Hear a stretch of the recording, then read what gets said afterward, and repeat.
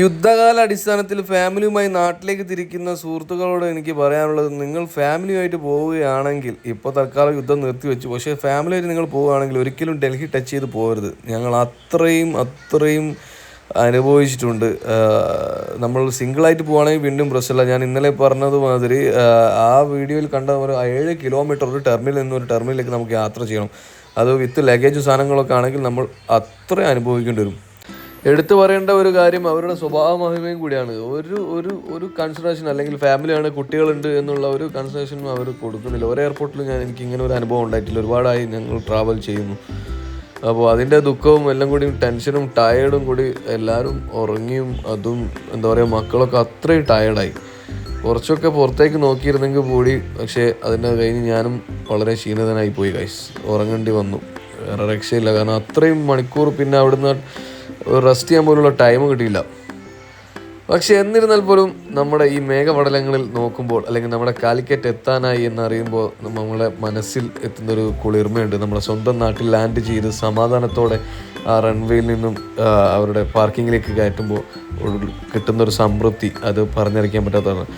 പിന്നെ ഈ യാത്രയുടെ ഒരു പ്രത്യേകതയും കൂടിയുണ്ട്. ഒരു വർഷമായിട്ട് നമ്മുടെ സാറമോള് നാട്ടിൽ ആയിട്ട്, അപ്പോൾ അവളെ പ്രാർത്ഥന കൊണ്ടാണ് യുദ്ധം വന്നത് വരെ എന്ന് എനിക്ക് സംശയമുണ്ട്. കാരണം അത്രയും പ്രാർത്ഥിച്ചിട്ടാണ് അവളിപ്പോൾ ഞങ്ങളെ എവിടേക്ക് എത്തിച്ചത്. ഡെയിലി വിളിച്ചിട്ട് പപ്പ വരിക എന്നുള്ള കോളിംഗ് ആയിരുന്നു. അങ്ങനെ അതിൻ്റെ പിന്നെ രണ്ടും കൽപ്പിച്ച് ഞങ്ങൾ ഇറങ്ങിയതാണ്. അവളെ നാട്ടിലാക്കി തിരിച്ച് ദുബായിക്ക് വരുമ്പോൾ ഒരു വർഷം മുന്നേ എയർപോർട്ടിൽ കണ്ട സീൻ എൻ്റെ ഹൃദയത്തിൽ എപ്പോഴും പതിഞ്ഞിരിക്കുന്നതാണ്. ഒരിക്കലും ഞാൻ വിചാരിച്ചില്ല എൻ്റെ മോള് ഞാനൊരു സെപ്പറേറ്റ് ആവുന്നുള്ളത്. പക്ഷെ അതിന് ശേഷമുള്ള എൻ്റെ ആദ്യത്തെ പരിപാടി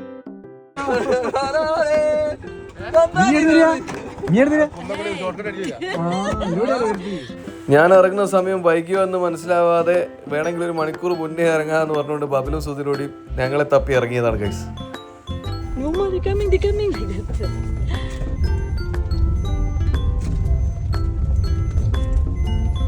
You will go down first so I can see what her reaction.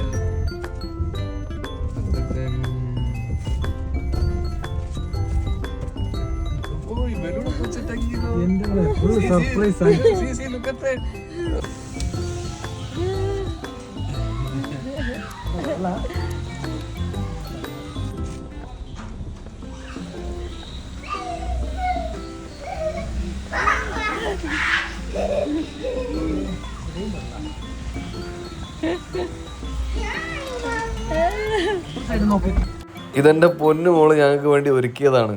കണ്ടോ, മാഷാഅല്ലാഹ്.